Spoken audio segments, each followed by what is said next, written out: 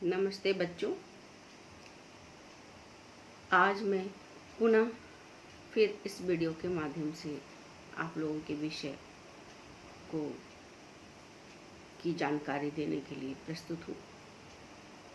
आपका जो विषय कोर्स 10 जिसमें समावेशी शिक्षा के विषय में आप लोगों को पिछली कक्षा में बता चुकी हूँ कि समावेशी शिक्षा क्या है, समावेशी शिक्षा की संरचना क्या है, या सभी स्तरों, नीतियों और प्रथाओं में ये नागरिकों के लिए किस प्रकार से, नागरिकों के अधिकार को किस प्रकार से सहायता देता है, या फिर विद्यालय में NCERT 2005 में जब यह पाठ्यचर्या की रूपरेखा तैयार की गई, सामग्री और इसकी प्रस्तुति तैयार की गई थी, उस समय इस कक्षा शिक्षण के लिए जो रणनीतियाँ तैयार की गई थी उसको संशोधन करने में शिक्षक का किस प्रकार से उत्तरदायित्व रहा है, इसके अनुकूलन मूल्यांकन में किस प्रकार से इसकी प्रक्रिया और शैक्षिक आवश्यकताओं को समावेशी शिक्षा के द्वारा सफल बनाया गया है। सामान्यतः मैं आप लोगों को बताई हूँ कि वैसे बच्चे जो बहिष्कृत है, जो निःशक्त है, जो भेदभाव में अलग थलग हो चुके हैं, वैसे बच्चे, उन बच्चों के लिए यह समावेशी शिक्षा है।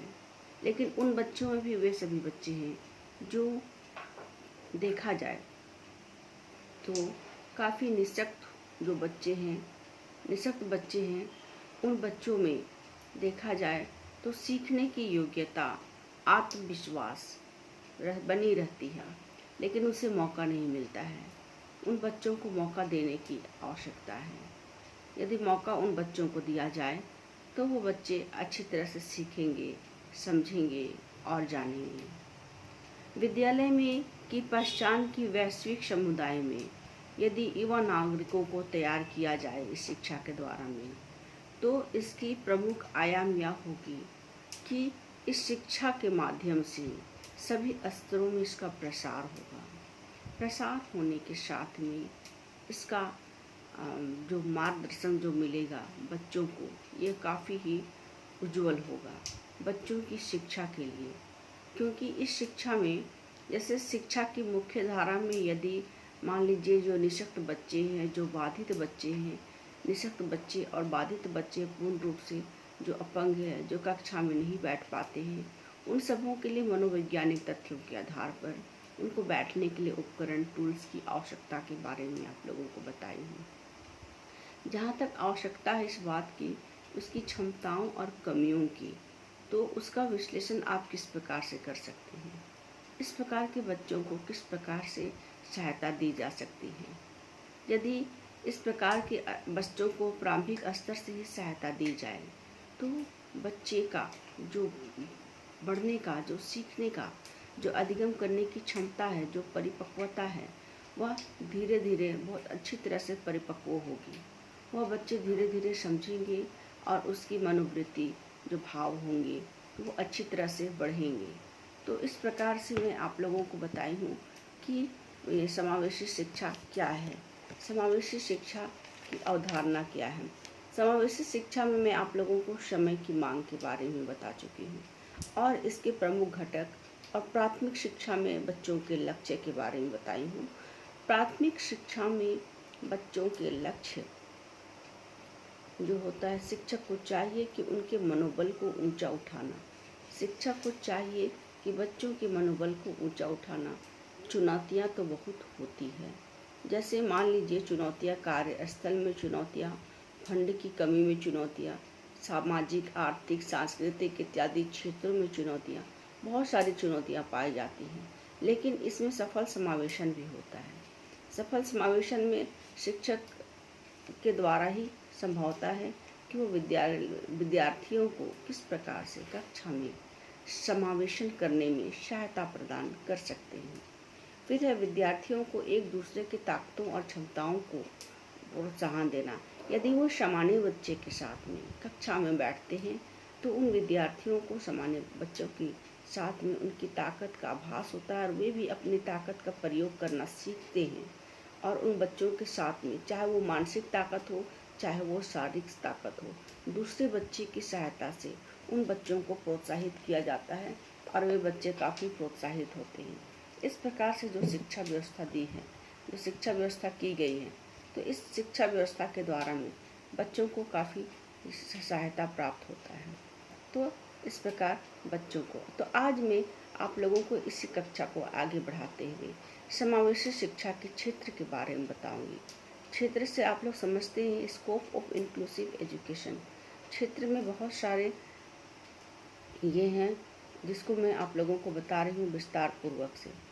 ठीक है, समावेशी शिक्षा का विस्तार क्षेत्र।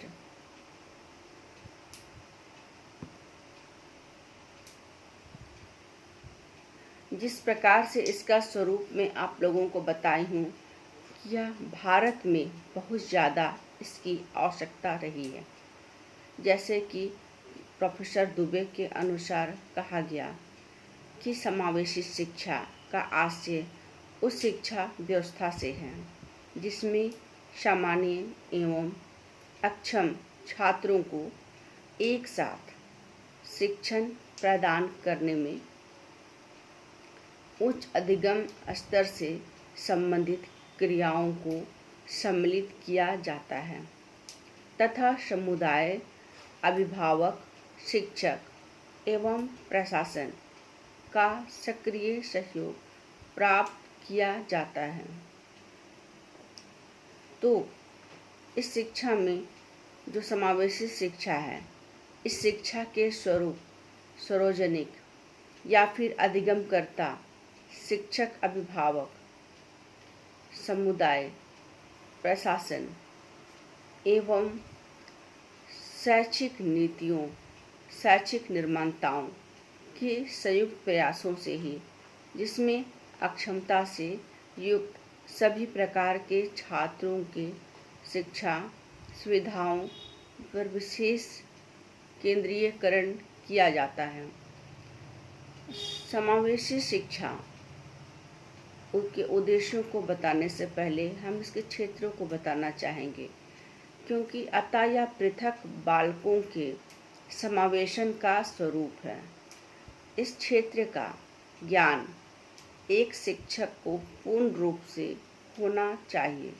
कहने का मतलब है कि ये समावेशी शिक्षा है जो विद्यालय में चलाए जा रहे हैं।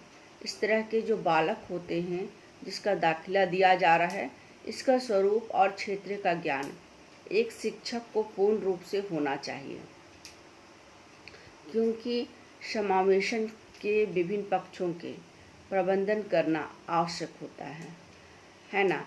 क्योंकि समावेशन के विभिन्न पक्षों का प्रबंधन करना आवश्यक होता है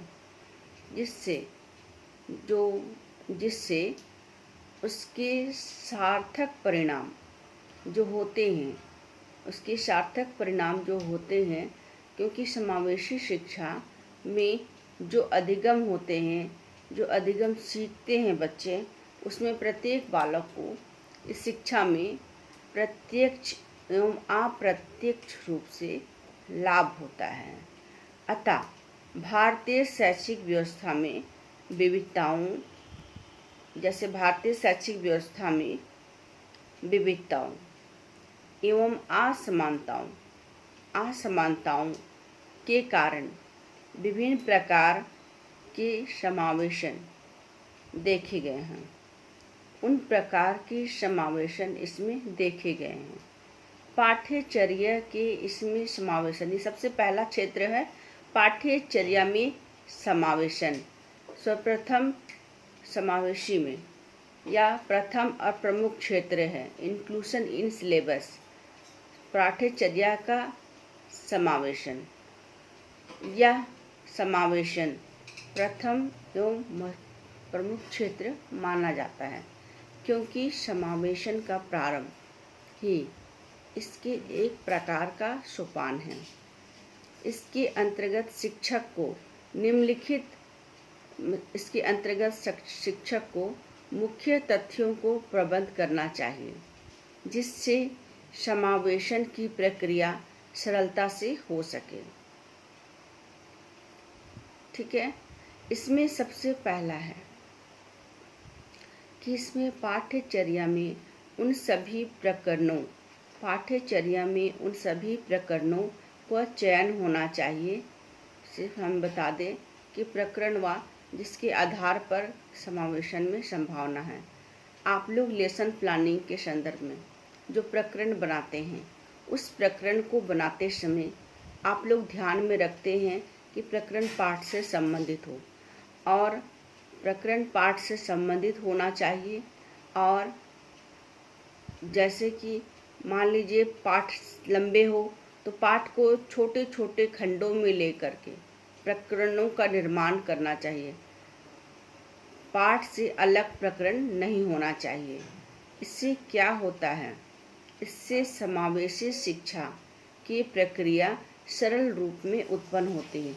जो प्रक्रिया होती है वह सरल रूप में उत्पन्न होती है, ठीक है, संपन्न होती है। मान लीजिए आप एक पाठ को लिए और पाठ काफ़ी लंबा है, तो उस पाठ को छोटे छोटे करके खंड करके पाठ को उसके लिखना चाहिए। पाठ का प्रकरण काफ़ी सरल तरीके से लिखना चाहिए जो विद्यार्थियों को समझ में आ जाए। फिर है पाठ्यचर्या के अंतर्गत विषयों का चयन करना चाहिए। जो पाठ्यचर्या के अंतर्गत है उसी के आधार पर विषयों का चयन करना चाहिए, क्योंकि यह विशिष्ट और सरल और विशिष्ट छात्र से संबंधित है। क्योंकि जो निःशक्त बच्चे होते हैं उसके साथ में सामान्य बच्चे रहते हैं, इसीलिए सरल एवं विशिष्ट में संबंध होते हैं। इससे समावेशन की प्रक्रिया में रुचि एवं क्रमबद्धता होती है। इससे समावेशन की प्रक्रिया में रुचि एवं क्रमबद्धता होगी, ठीक है। पाठचर्या के समस्त प्रकरण एक दूसरे से संबंधित होते हैं।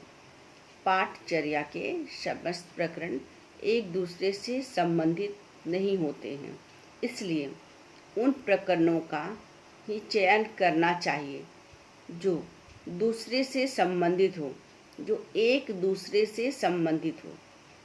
उन प्रकरणों का ही चयन करना चाहिए जो एक दूसरे से संबंधित हो तथा समावेशन में किसी प्रकार की बाधा उत्पन्न नहीं करती, ठीक है। पाठचर्या को क्रमबद्ध रूप से अतः समावेशी दृष्टि से तैयार किया जाना चाहिए, ठीक है। पाठचर्या को क्रमबद्ध रूप से समावेशी दृष्टिकोण से तैयार किया जाना चाहिए। पाठचर्या को क्रमबद्ध रूप से यदि ऐसा संभव नहीं है तो शिक्षक द्वारा पाठचर्या के प्रकरणों को अपनी आवश्यकता अनुसार क्रमबद्ध करके समावेशी अधिगम की व्यवस्था करनी चाहिए। आगे है पाठचर्या के क्रम एवं प्रकरणों के शिक्षण क्रम में परिवर्तन का शिक्षक को पूर्ण अधिकार होना चाहिए। जो पाठचर्या है उसके क्रम और प्रकरणों में शिक्षक का पूर्ण अधिकार होना चाहिए ताकि वह इस पर परिवर्तन कर सके, जिससे समावेशन की प्रक्रिया को छात्र की योग्यता और स्तर को अनुकूल बनाया जा सके। तो यह पाठचर्या के समावेशन। फिर आगे है समय प्रबंधन में समावेशन, इंक्लूशन टाइम मैनेजमेंट, ठीक है। समावेशित अधिगम में प्रबंधन में समावेशित अधिगम के प्रबंधन में समय सारणी होती है उसका महत्वपूर्ण स्थान होता है, महत्वपूर्ण भूमिका होती है, जिसको हम लोग टाइम टेबल भी बोलते हैं। जो विद्यालय का जो प्रबंधन है, जो समय सारणी के विषय में है कि वह कक्षा हो या फिर ब्रेक हो या खेल हो या फिर प्रयोगशाला हो, उस समय में कितना कितना समय उसके लिए निश्चित किया गया है। तो इन समय को बताने से पहले मैं आप लोगों को बता देती हूँ कि सारणी में महत्वपूर्ण भूमिका होती है। जैसे सामान्य रूप से, सारणी के रूप से, मानक के रूप में। जैसे कि सामान्य रूप से जो समय सारणी मानक रूप से इसका दृढ़ता से पालन किया जाता है, दृढ़ता से पालन किया जाता है। परंतु समावेशित अधिगम में परिवर्तन करना आवश्यक होता है। किंतु समावेशित अधिगम में इनमें परिवर्तन करना आवश्यक होता है। जैसे शिक्षक जैसे का या प्रयास होना चाहिए कि संपूर्ण कार्य निर्धारित समय में ही पूरी हो जाए। शिक्षक का यह प्रयास होना चाहिए कि संपूर्ण कार्य निर्धारित समय में ही पूर्ण हो जाए। परंतु अपूर्णता की स्थिति में, परंतु अपूर्णता की स्थिति में कार्य को अधूरा नहीं छोड़ना चाहिए। इसलिए भले ही समय सारणी में परिवर्तन करना पड़े, समय प्रबंधन की बहुत सारे बातों को ध्यान में रखना पड़ेगा। जैसे सबसे पहला है कि समावेशित अधिगम प्रक्रिया के लिए समय सारणी में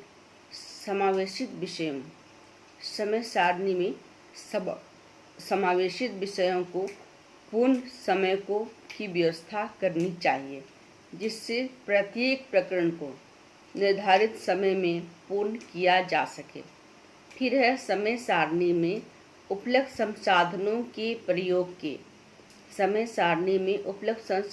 के प्रयोग की संभावनाओं के पर पूर्ण विचार किया जाना चाहिए तथा उन संसाधनों के अनुसार समय की व्यवस्था की जानी चाहिए। समय सारणी के अनुसार प्रत्येक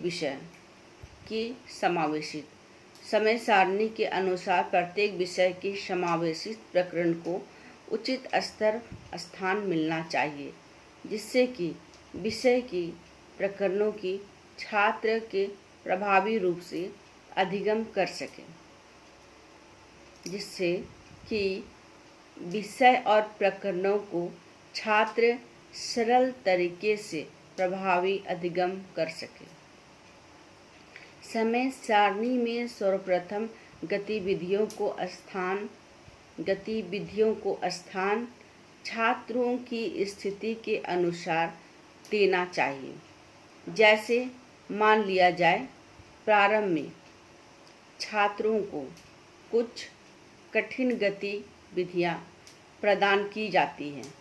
इसके बाद थकने पर मनोरंजनात्मक गतिविधि प्रदान की जाती है।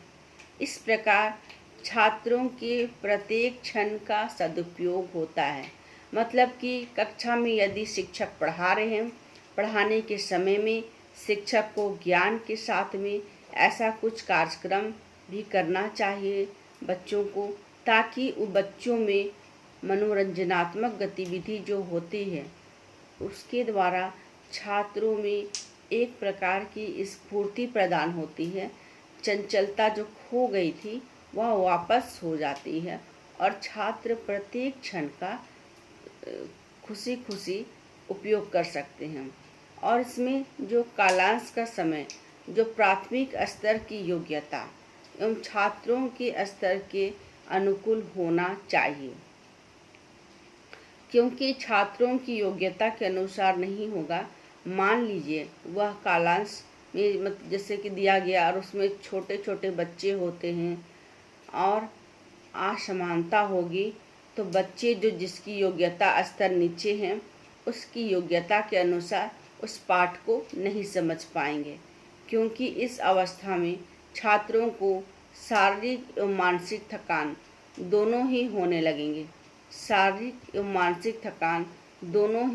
लगेंगे। और बच्चे थक जाएंगे, बच्चे पढ़ नहीं पाएंगे, बच्चे को समझने में काफ़ी कठिनाई होगी। इसलिए जो समय प्रबंधन में जो समावेशन की बात कही जा रही है, तो इसमें देखा जाए कि इस पाठ में जो इस समय में जो समय सारणी दिया गया है, किन किन विषयों को महत्वपूर्ण माना गया है और किन किन विषयों को थोड़ा सा लचीलापन देते हुए उसे महत्वपूर्ण माना गया है, ताकि बच्चे को कक्षा उबाऊ ना लगे, बच्चे उसको बहुत सुदृढ़ भाव से पढ़ सके, चंचलता की भाव से बच्चे सीख सके और अपनी योग्यता स्तर से सीख सकें। तो इस प्रकार से बच्चों की जो कठिनाई होगी वह दूर हो सकेगी। बच्चे समय सारणी का सदुपयोग कर पाएंगे और दृढ़ता से पालन कर सकेंगे। आगे है अधिगम गतिविधियों में समावेशन। अधिगम गतिविधियों में समावेशन, inclusion in learning activities. Inclusion in learning activities. अधिगम मतलब क्या समझते हैं? अधिगम से मतलब कि आप लोग सीखे होंगे। अधिगम मतलब सीखना, पढ़ना सीखना, लिखना सीखना, खेलना सीखना। अधिगम से संबंधित करें तो एक प्रकार का क्रिया से हम लोग संबंधित कर सकते हैं, क्योंकि अधिगम क्रिया कराता है ना। अधिगम क्रिया कराता है। क्रिया में अगर विशेषण हो जाए तो वह क्रिया विशेषण हो जाता है। जैसे सीता संगीत सीखती है, सीता का अधिगम क्या होगा? सीखना, ठीक है ना। क्या सीखना? सीखना, संगीत सीखना। इस प्रकार अधिगम गतिविधियों में समावेशन करते हैं, छात्र समावेशन करते हैं। समावेशित अधिगम की सफलता गतिविधियों के प्रबंधन पर निर्भर करती है। जब किसी विषय के लिए आवश्यकता वाले छात्रों के रुचि जब किसी विषय के लिए आवश्यकता वाले छात्रों की रुचि एवं योग्यता के अनुसार गतिविधियों का चयन किया जाता है, तो इन छात्रों की जिज्ञासा चयन किया जाता है तो इन छात्रों की जिज्ञासा, समग्रता, इनका सारे समग्र की ओर अग्रसर होती है, ठीक है। मतलब कि इसकी ओर ये आकर्षित होती है, जिससे समावेशी अधिगम की जो संकल्पना में विधि होती है तथा छात्रों का अधिगम स्तर ऊंचा होता है। इसके विपरीत परिस्थिति में ना तो समावेशित अधिगम प्रभावी रूप से संपन्न होता है और ना ही अधिगम छात्रों का अधिगम स्थायी एवं उच्च होता है। यह अधिगम गतिविधियाँ के प्रबंधन में बहुत सारे तत्व हैं जिसे हम ध्यान में रखते हैं, बहुत सारे तत्वों को। जैसे पहला हो गया, गतिविधियों का प्रबंधन करते समय यह ध्यान रखना चाहिए, गतिविधियों का प्रबंधन करते समय यह ध्यान रखना चाहिए कि विद्यालय में गतिविधियों में संपन्न करने के लिए गतिविधियों को संपन्न करने में विशिष्ट बालकों के लिए आवश्यक साधन उपलब्ध हैं या नहीं। गतिविधियों का प्रबंधन करते समय यह ध्यान रखना चाहिए कि विद्यालयों में गतिविधियों का संपन्न करने में विशिष्ट बालकों के लिए आवश्यक साधन उपलब्ध हैं या नहीं। इससे गतिविधियों को संपन्न करने में बाधा नहीं होती है। फिर है गतिविधियों का स्वरूप इन छात्रों के अनुकूल होना चाहिए। जो गतिविधियों का स्वरूप होता है वह इन छात्रों के स्वरूप के स्तर होने चाहिए। जैसे मान लीजिए कि सरल से कठिन की ओर होना चाहिए। बच्चे को कैसे सिखाना चाहिए? कहानी, खेलों के माध्यम से, कविता के माध्यम से, इन बच्चों को प्राथमिकता दी जानी चाहिए ताकि बच्चे इसमें रुचि लें। जैसे कुछ रैम्स होते हैं, पोएम होते हैं, इसमें सीखने में जो विशिष्ट बालक होते हैं, जो सीख नहीं पाते हैं, ठीक है, तो इस प्रकार के जो बालक होते हैं, जो निःशक्त बालक होते हैं, उनको सिखाया जाए तो कहानी में वे ज़्यादा रुचि लेते हैं। या फिर कविता के माध्यम से उस विषय को खेल के माध्यम से सिखाएंगे तो वो छात्र उस विषय को काफ़ी रुचिपूर्वक सीखेंगे और छात्र स्वयं भी उस कार्य को करने के लिए उत्सुक होंगे। ठीक है, तो इसके बाद में फिर है और इसके आगे क्या होगा कि इस स्तर में बालकों में पूर्ण रुचि बच्चे लेते हैं। फिर इसमें गतिविधियों का प्रबंधन करते समय रुचि एवं योग्यता के अनुसार ही किया जाना चाहिए ताकि जो छात्र होते हैं सभी छात्र इन गतिविधियों में सहभागिता का प्रदर्शन कर सकें। फिर है गतिविधियों का स्वरूप इस प्रकार होना चाहिए जैसे कि छात्र को शारीरिक एवं मानसिक रूप से गतिविधियों का स्वरूप मानसिक रूप से स्वस्थ रहने चाहिए, शारीरिक और मानसिक रूप से कार्य करने का अवसर मिल सके। छात्रों को मानसिक रूप से छात्रों को कार्य करने का अवसर मिल सके जिससे कि प्रत्येक गतिविधियों में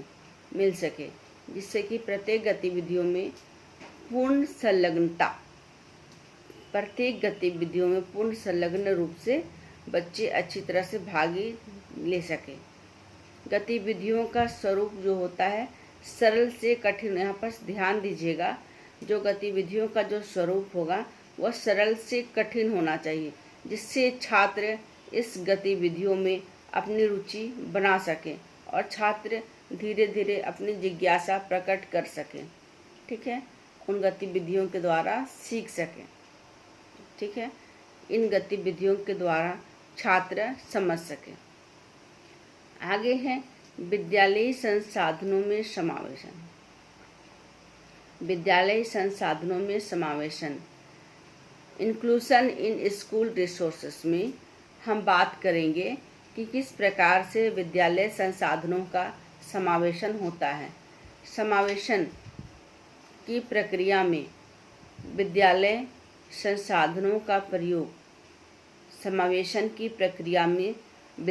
संसाधनों का प्रयोग व्यापक स्तर पर किया जाता है, इसलिए शिक्षक की अपेक्षा की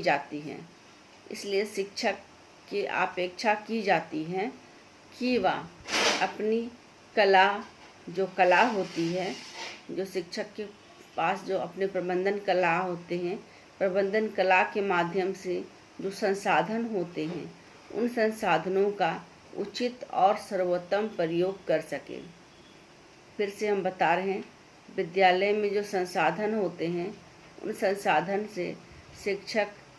संसाधनों से जो शिक्षक अपनी प्रबंधन कला के माध्यम से संसाधनों का सर्वोत्तम प्रयोग कर सकें और विशेष अवस्था वाले छात्रों के लिए और विशेष आवश्यकता वाले छात्रों के लिए विद्यालय में जो संसाधन होते हैं उसमें बहुत सारे तथ्यों को ध्यान में रखना चाहिए।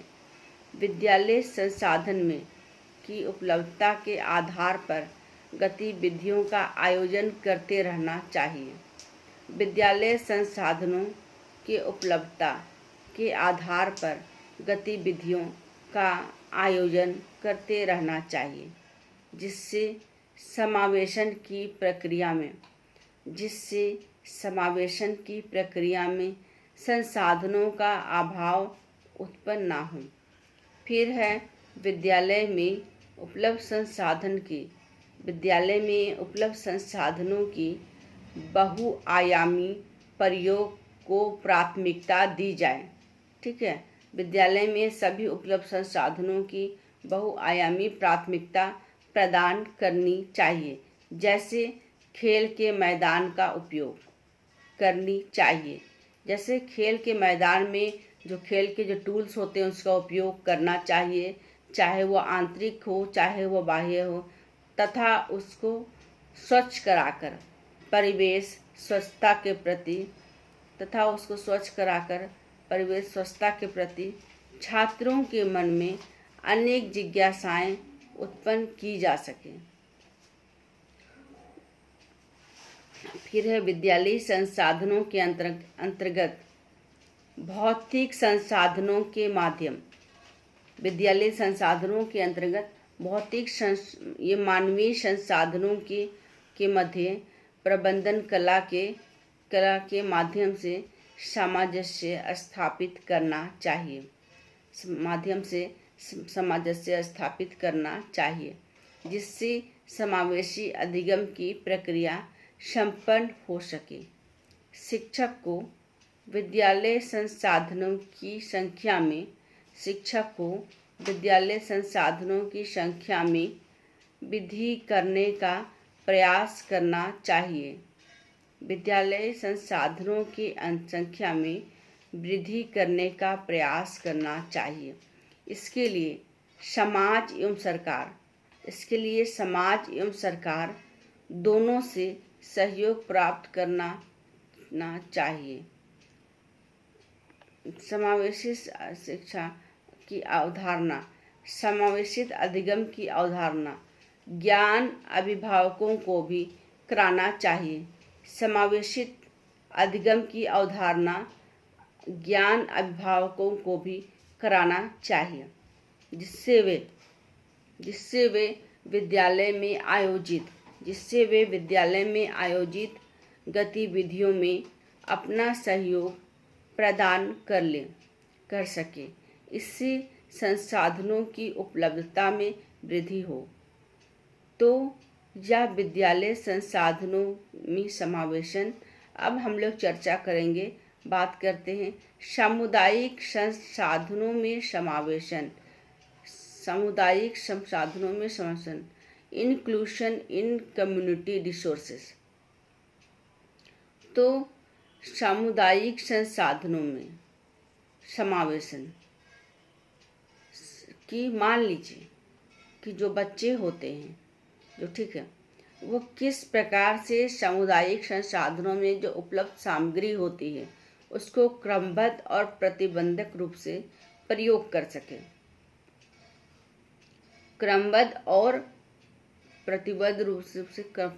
कर सके, जिससे एक और समुदाय के सभी संसाधनों का उपयोग भी हो सके और उसका प्रबंध भी हो सके। सामुदायिक संसाधनों के प्रबंधन में बहुत सारे तथ्यों पर भी ध्यान देना चाहिए। जैसे मान लीजिए कि समावेशी अधिगम में प्रक्रिया में यदि शिक्षक कोई भी सामुदायिक संसाधनों की सूची तैयार करता है,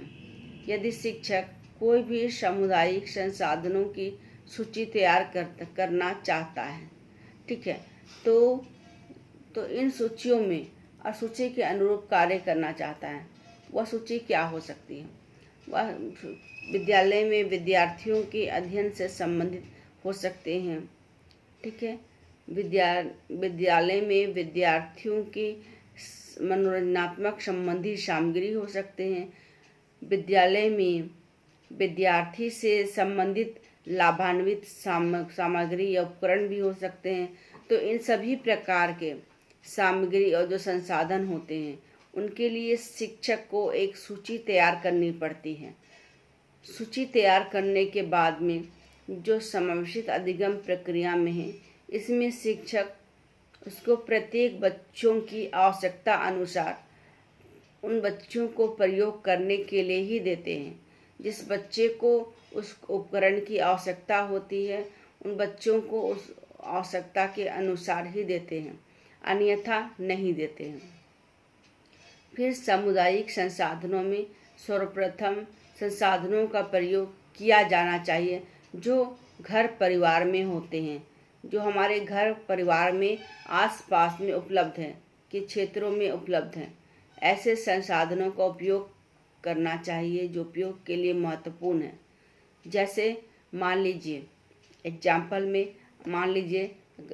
में विभिन्न प्रकार के दाल भात सब्जियों खाद्यान्नों के बारे में, बच्चों में कब किस समय खाना चाहिए, बच्चे के किस समय कम खाना चाहिए, जिसमें ज़्यादा चाहिए ठीक भर खाना चाहिए, बच्चे को पोषाहार खाना खाना चाहिए, बच्चे को जितनी प्रकार की सब्जियां हैं, हरी सब्जियां हैं, उनका सेवन करना चाहिए, प्रोटीन के लिए दालें पीना चाहिए। इस प्रकार से सारे संसाधन हैं जो बच्चे को प्रयोग उपयोग करने के लिए सिखाए जाते हैं। फिर सामुदायिक संसाधनों का प्रयोग करते समय सामुदायिक के व्यक्तियों का सहयोग होना चाहिए, क्योंकि समुदाय जो होते हैं उसमें व्यक्तियों का जो सहयोग करना चाहिए, मतलब कि जो व्यक्ति संसाधनों से जो संबंधित होते हैं उनको सहयोग करना चाहिए, जिससे कि उसकी विशेषता और उसे अनुभव का लाभ प्राप्त हो सके। ठीक है, जिससे वे और अधिक जिज्ञासु हो। इसके लिए शिक्षक समुदाय के व्यक्तियों से संपर्क करना चाहिए।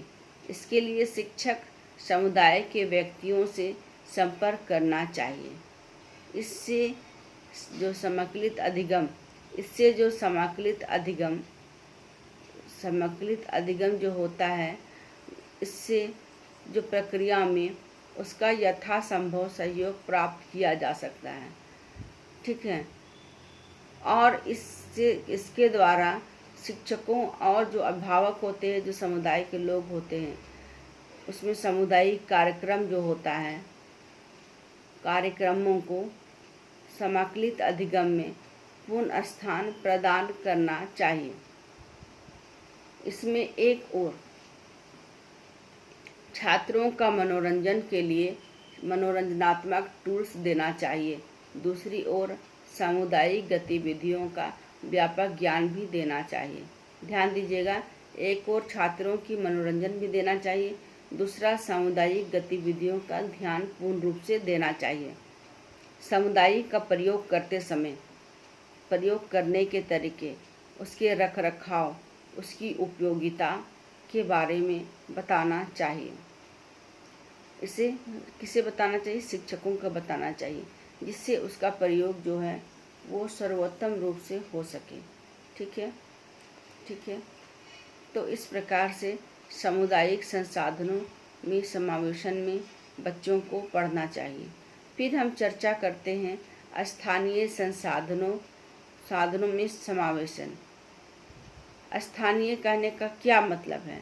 हमारे घर, हमारे आसपास के क्षेत्र, हमारे शहरी क्षेत्र, हमारे ग्रामीण क्षेत्र, आसपास के क्षेत्र, जिस जगह पर हम निवास करते हैं उसके आसपास के क्षेत्र, जो मानव के लिए बनाए गए हैं, उपलब्ध संसाधन हैं, देखने वाले दृश्य हैं, जिससे लाभान्वित हो सके। तो समावेशित स्थानीय संसाधनों में समावेशन में इंक्लूशन इन लोकल रिसोर्सेस में प्रक्रिया में शिक्षक से स्थानीय संसाधनों के जो प्रबंधन की अपेक्षा की जाती है। ठीक है, जो स्थान होते हैं जिससे छात्र संसाधनों का प्रयोग कर सके। जैसे एग्जाम्पल में हम दे सकते हैं क्षेत्र का भ्रमण। जिस क्षेत्र में सबसे पहले हम लोग कर सकते हैं, जैसे मान लीजिए डाकघर का प्रबंध, जैसे वहाँ से चिट्ठियाँ आती है, किस प्रकार से जो लाभान्वित होते हैं और जो वहाँ से जो उनको संदेश प्राप्त होता है। ठीक है, तो ये समाचार मिलते हैं, तो बहुत सारे दैनिक घटनाओं की जानकारी मिलती है। तो डाकघर का भ्रमण। फिर स्थानीय में देख लीजिए, जैसे बच्चों को तारामंडल का भ्रमण कराया जा सकता है, साइंस सिटी का भ्रमण कराया जा सकता है, भौगोलिक उपकरण का भ्रमण कराया जा सकता है, संग्रहालय का भ्रमण कराया जा सकता है। बच्चों को उस जगह का बोध कराया जाता है, वहाँ की महत्वता और सामग्री उपलब्धता के बारे में जानकारी दी जाती है कि किस प्रकार से छात्र जागरूक हो सके, उस उपलब्धता में आगे बढ़ सके। तो स्थानीय स्तर पर ऐसे संसाधनों का प्रयोग कर सके, छात्र जा सके, तो इसके लिए किया जा सकता है। तो छात्रों को एक नोटबुक और पेन दिया जाता है, और जो आप देखे हो, देखने के बाद में उससे आपको क्या लाभ प्राप्त हुआ, आप उसे नोटबुक में लिखिए। उनके विचारों को जानना। स्थानीय स्तर के संसाधनों की सूची का निर्माण करना एक प्रबंधन कला का प्रमुख सोपान है। जो स्थानीय स्तर के जो संसाधन होते हैं, निर्माण होते हैं, प्रबंधन कला का एक महत्वपूर्ण सोपान है, जिससे शिक्षक को यह ज्ञात हो सके कि उसको संसाधन को किस प्रकार से प्रयोग करना चाहिए, जिससे शिक्षक को यह ज्ञात हो सके कि उन संसाधनों का प्रयोग कब और क्यों करना चाहिए। फिर स्थानीय संसाधन स्तर का संसाधनों का भ्रमण करने, स्थानीय स्तर के संसाधनों का भ्रमण करने से पूर्व उनकी समुचित व्यवस्था करनी चाहिए। इसके लिए छात्र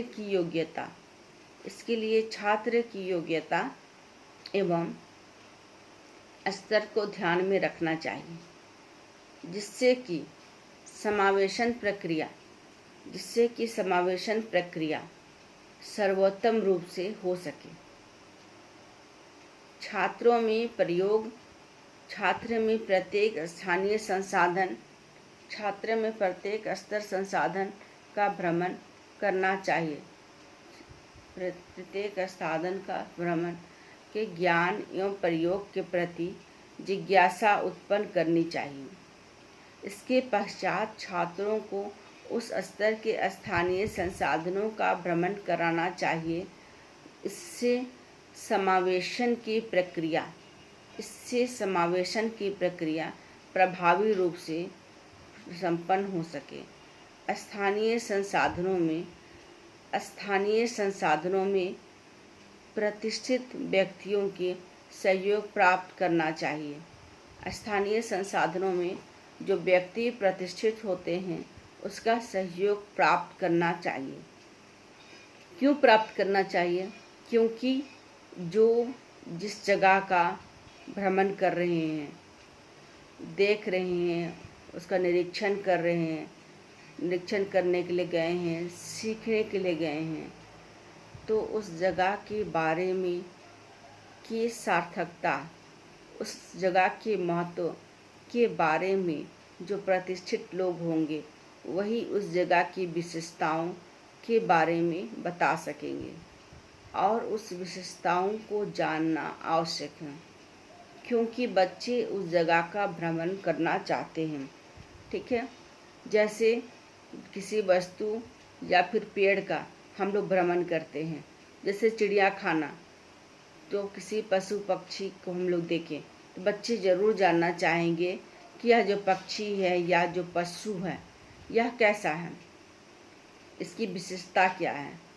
तो एक प्रकार का विशिष्ट होना चाहिए और गाइड भी होना चाहिए, ताकि वे उस जगह का भ्रमण करा सकें और छात्र उसका ध्यान रख सके।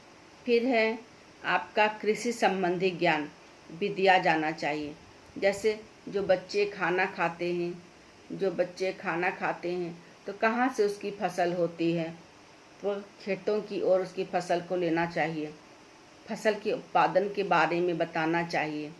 तो बाजरा जो होते हैं, जो साग सब्जियां होती हैं, तो उस जैसे मान लीजिए कि बाजरा होते हैं, साग सब्जियां होती हैं, उस विषय के बारे में बताना चाहिए।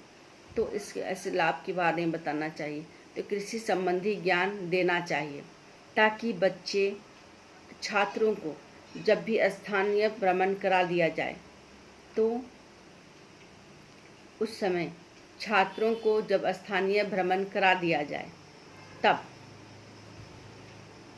उन छात्रों को उसको अपने विचार प्रकट करने का अवसर दिया जाना चाहिए, तथा उन विचारों के आधार पर शिक्षकों को छात्रों की जिज्ञासा शांत करने में स्थानीय संसाधनों का प्रयोग करना चाहिए। ठीक है, तो ये हो गया आपका स्थानीय संसाधनों में समावेशन। फिर है शिक्षक रणनीतियों में समावेशन। शिक्षक रणनीतियों में समावेशन में देखा जाए तो इंक्लूसन इन टीचिंग स्ट्रेटजी। ठीक है, तो समावेशित अधिगम की प्रक्रिया में शिक्षक को अनेक गतिविधियों के साथ साथ विभिन्न शिक्षण रणनीतियों का प्रयोग किया जाता है। विभिन्न प्रकार की शिक्षण रणनीतियों का प्रयोग किया जाता है। अनेक गतिविधियों के साथ साथ विभिन्न शिक्षण रणनीतियों का प्रयोग किया जाता है। ठीक है, तो इन रणनीतियों का जब प्रयोग इन रणनीतियों के प्रयोग के लिए, इन रणनीतियों के सर्वोत्तम प्रयोग के लिए प्रबंधन की आवश्यकता होती है। इन रणनीतियों के सर्वोत्तम प्रयोग के लिए प्रबंधन की आवश्यकता होती है, जिससे देखा जाए तो एक कुशल शिक्षक जो होते हैं, कुशल शिक्षक द्वारा यह निश्चय किया जाता है कि किन किन रणनीतियों का प्रयोग किया जाना चाहिए और अनिवार्य है, और कब, कहाँ और कैसे निश्चय किया जाता है कि कब, कहाँ और कैसे किस शिक्षण रणनीतियों के प्रयोग की आवश्यकता है। शिक्षण रणनीतियों के प्रबंधन में बहुत सारे तत्व हैं, जिसको हम आप लोगों को समझाते हैं कि शिक्षण रणनीतियों की सूची निर्माण करना, शिक्षण रणनीतियों की सूची निर्माण करना एवं शिक्षक का प्रबंधन का ही प्रमुख दायित्व है। ठीक है, इसके आधार पर ही शिक्षक द्वारा आवश्यकता अनुसार जो दिया जाता है, इन रणनीतियाँ तैयार की जाती हैं, तो इन आवश्यकता अनुसार इन रणनीतियों का प्रयोग किया जाता है। शिक्षक को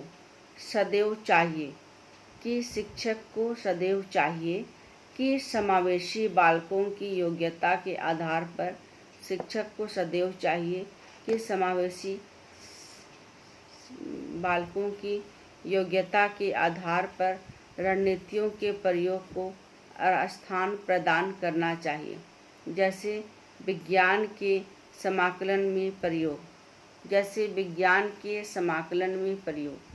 ठीक है, विज्ञान के समाकलन में प्रयोग एवं प्रदर्शन को अधिक महत्व प्रदान करना है। फिर है छात्रों के स्तर को ध्यान में रखकर भी इन रणनीतियों का प्रबंध करना चाहिए। जैसे प्राथमिक स्तर के जो छात्र होते हैं समावेशी अधिगम में, जैसे प्राथमिक स्तर के जो छात्र होते हैं समावेशित अधिगम में खेल, ठीक है, बहुत प्रकार का खेल होता है, आंतरिक होता है, बाहरी होता है। कुछ खेल होता है आंतरिक और बाहरी दोनों होता है। जैसे मान लीजिए लूडो आप अंदर भी खेल सकते हैं, बाहर भी खेल सकते हैं। चेस अंदर भी खेल सकते हैं, बाहर भी खेल सकते हैं। कैरम आप अंदर भी खेल सकते हैं, बाहर भी खेल सकते हैं। तो इस प्रकार से पजल राउंड भी होता है, पजल गेम भी होता है, अंदर बाहर दोनों खेला जाता है। फिर आपका टेबल टेनिस एक प्रकार का गेम है जिसको अंदर ही खेला जाता है। फिर बाह्य खेल ऐसा होते हैं जिसको अंदर नहीं खेला जा सकता है, जैसे रिले दौड़ होता है, कबड्डी होता है, आपका वॉलीबॉल होता है। तो ये सभी को अंदर नहीं बाहर ही खेला जाता है। तो समावेशी शिक्षण में हम लोग चर्चा किए हैं कि इसमें विज्ञान विषय में किस प्रकार से समाकलन में प्रयोग करना चाहिए, कि वह कविता के अनुसार बच्चों को जागरूक करना चाहिए। फिर कहानी संबंधी विषय किया जा सकता है। तो विज्ञान विषय को कहने का तात्पर्य है कि जो विज्ञान के प्रायोगिक विषय हैं उसको प्रदर्शनी के रूप में प्रयोगशाला में प्रयोग करके उसका एक प्रकार का प्रदर्शनी निकालना चाहिए, जिससे अन्य साधनें भी छात्र भी उसे देखें और लाभान्वित हो सके, ज्ञान प्राप्त कर सकें। तो शिक्षक में इन छात्रों को मोटिवेट करना चाहिए और छात्रों के स्तर के अनुसार ही विभिन्न रणनीतियों का प्रयोग करना चाहिए। छात्रों का जो स्तर होता है वो कितना कर सकते हैं, वो कितना सीख सकते हैं, उनकी मानसिक शारीरिक योग्यता में बल है, वो सीख सकते हैं, वो कार्य कर सकते हैं। यदि वो छात्र सीखेंगे नहीं, कार्य नहीं करेंगे तो छात्र के लिए उबाऊ लगेगा और शिक्षक इस प्रकार से छात्र की रणनीतियों में खरे नहीं उतर सकते हैं। ठीक है। प्रत्येक विषय के समावेशन या निश्चित कर लेना चाहिए कि इनमें किन किन रणनीतियों का प्रयोग करना अनिवार्य है, और या फिर इसमें जो अगला चर्चा करते हैं सहभागिता में समावेशन। ठीक है। पार्टिसिपेशन की बात किए जा रहे हैं, इंक्लूशन इन पार्टिसिपेशन, कि सहभागिता कितना आवश्यक है। अधिगम आप लोग जान रहे हैं, जो बच्चा सीखता है वही करता है। फिर समावेशित अधिगम के अंतर्गत सहभागिता का प्रबंधन एक महत्वपूर्ण तत्व है। समावेशित अधिगम के अंतर्गत सहभागिता का प्रबंधन एक महत्वपूर्ण तत्व है। जब तक छात्र एवं समुदाय की सहभागिता नहीं हो, इन समावेशन अधिगम में प्राप्त नहीं की जा सकती है, तब तक समावेशित अधिगम की सफलता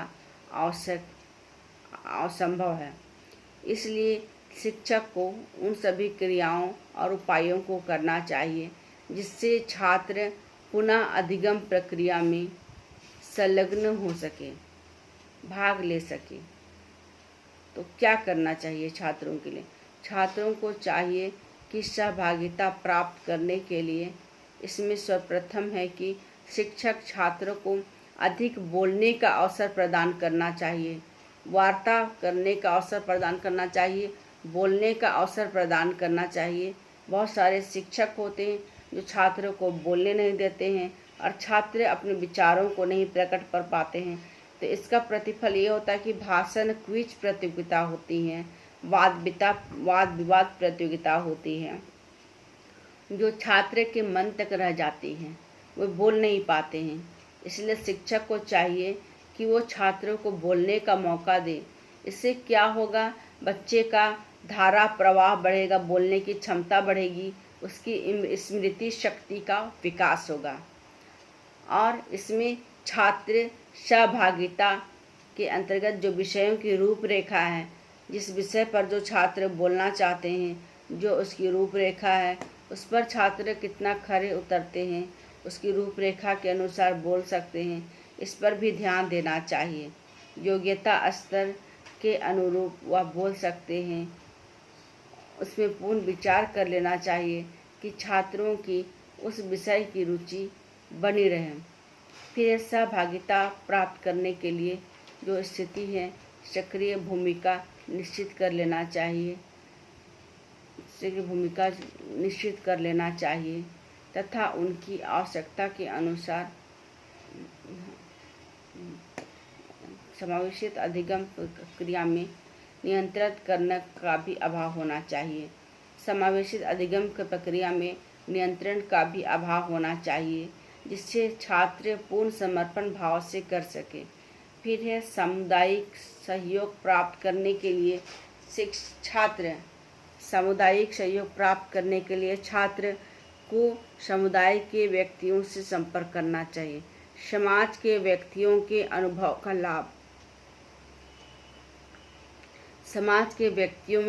का लाभ में सहयोग प्राप्त कर सकें। फिर विद्यालय एवं समुदाय की दूरी को समाप्त करने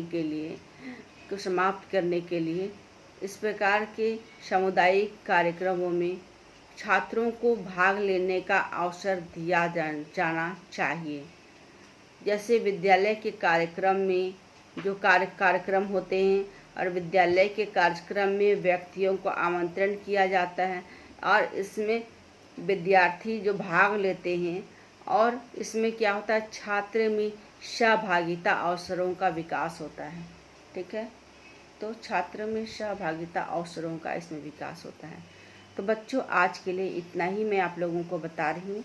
आगे की वीडियो के माध्यम से इस क्षेत्र को आगे मैं फिर से आप लोगों को बताऊंगी, पढ़ाऊंगी। तब तक के लिए धन्यवाद।